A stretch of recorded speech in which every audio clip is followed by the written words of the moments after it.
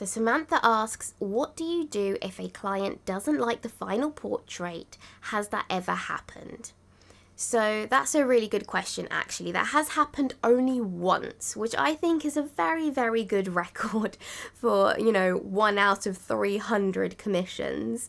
So that happened very early on. It was my first year being full-time, and it was my fault. It was a miscommunication, basically.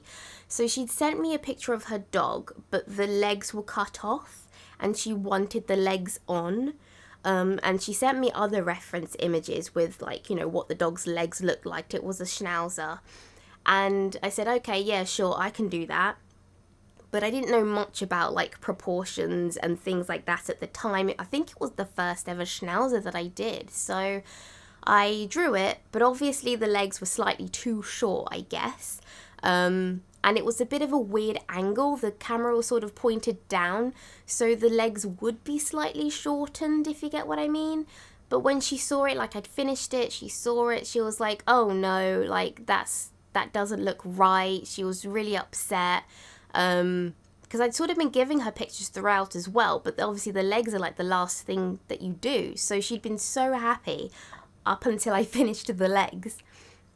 So I said, I didn't give her a mock-up. That was my first issue.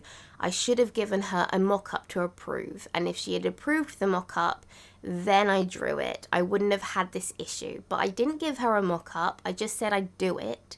Which is why I then said to her, I'm so sorry. It's my fault.